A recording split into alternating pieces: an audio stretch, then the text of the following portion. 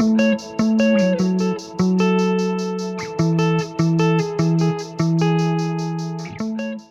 up, guys? I'm Anthony and welcome to Life with Anthony. Happy whatever day it is that I post this video. I hope that you guys are doing well out there. Well, today, guys, I hope to give you a clear understanding of where I want to be and what I want from my life right now, in the now, the present.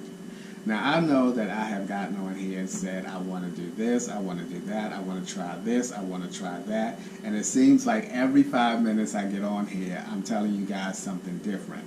I sense a lot of your frustration, but trust and believe, your frustration is nowhere near as frustrating as I am trying to figure out how to get where I want to be in my life and what's the best way to get there as soon as possible.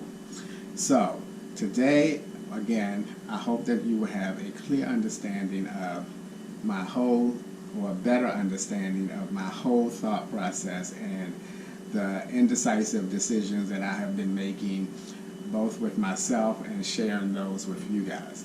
So there are 3 things that I want to accomplish to help me get where I want to be as soon as possible. The first thing is, I have a low tolerance for people, especially in a work environment.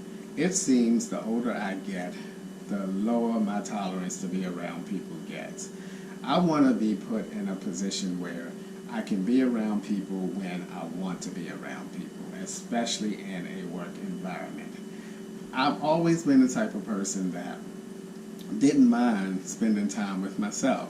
I don't mind going to the movies by myself. I don't mind going downtown by myself, going to the zoo by myself, or whatever. I've never been the type of person that needed to be around a lot of people. I have a really close-knit family. I have a really good core of close friends that I can see whenever I want or when they have time to see me. And that's enough for me, you know. I don't need a huge amount of people around me. And the second thing is work. I don't want to work a full-time job. If you are a close friend of mine and you watch my channel, you have heard me say this numerous times. I can't wait until I do not have to work a full-time job. Unfortunately, I'm not in a position to not work at all. But what I can work on is not having to work a full-time job. And that's what I'm working on. That's what I've been trying to figure out. What's the best way that I can get to that point where I can still afford myself financially from working a part-time job. And that's where I'm going to get to. Now, I am 55 years old. Why am I working 7 days a week? 12-hour shifts? You know, that's ridiculous to me. I'm at a point in my life where I should be working less. I should be winding down in my career, in my printing industry career of almost 34 years. You know, I shouldn't be working all these long hours. And that is, I think, the one thing that floats around and troubles my mind the most.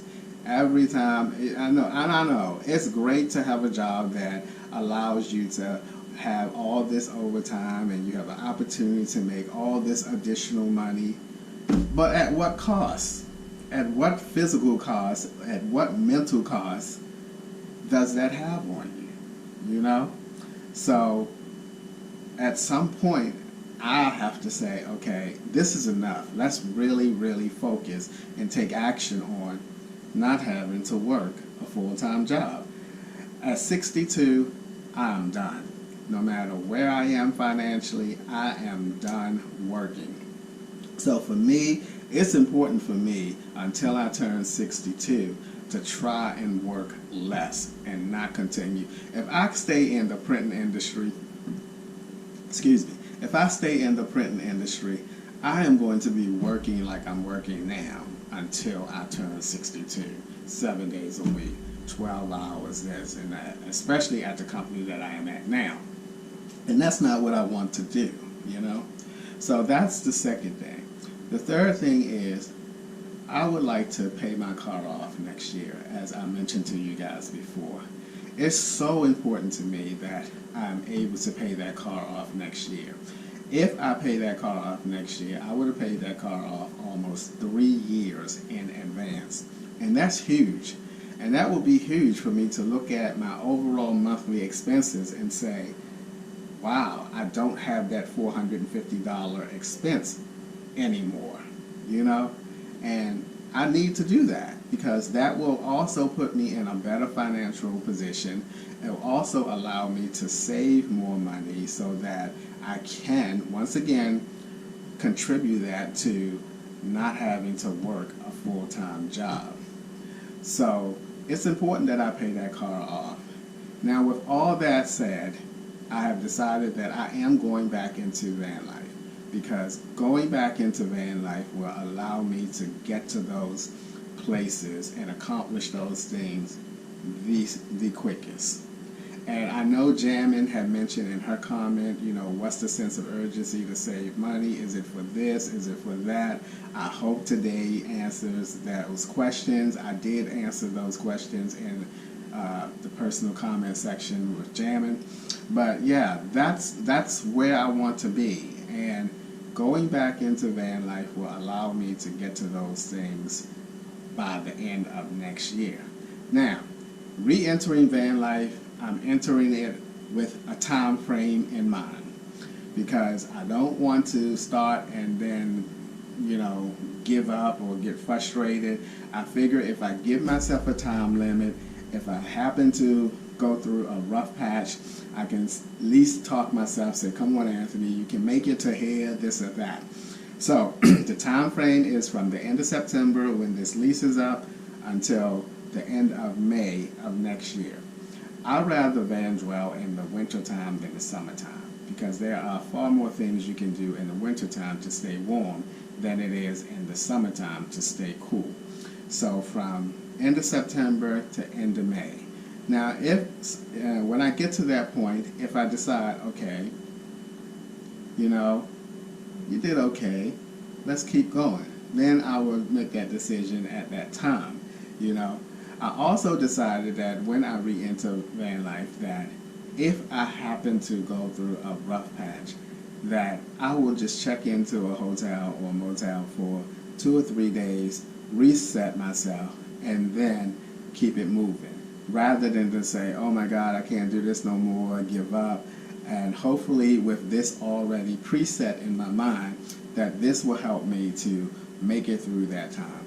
I actually don't think that it's going to be as difficult, especially now that I'm on second shift, because I mentioned this, I made a whole video about this when I was van dwelling back in the minivan, that how second shift is the perfect shift to be on when you are a stationary van dweller and you have a job, because you have the least amount of time that you can even be in your vehicle. You're working in the middle of the day from 3:30 to 11:30 at night. Basically, after you get off from work, you're going to find your parking spot and go to sleep. You wake up in the morning, 8, 9 o'clock in the morning. Here, the library opens at 10. Bam, I hit the library for 1 or 2 hours. And then I go to the gym where I wash up and shower and everything, have some lunch, and I'm back at work. So it's the best shift to be in my opinion, as a stationary van dweller and you have a job, because you have very limited time to be in your vehicle. Your off days will be, of course, something different, but that's when you go to the movies, do your little weekend activities, and do your laundry and stuff like that. So I think that it's going to work out for me. Alright guys, I hope that this video kind of give you some insight as to why my constant indecisive decisions have been a part of this channel for so long, but I am going to get where I want to be, and I'm going to settle down my thoughts. I'm going to just be where I want to be in my life. Alright, that's going to be it for today's video. I hope that you guys enjoyed the video, or again have some type of insight. As always, thank you guys for taking a few minutes out of your day to watch my videos. I appreciate you guys, you know that, and I'll see you guys the next time.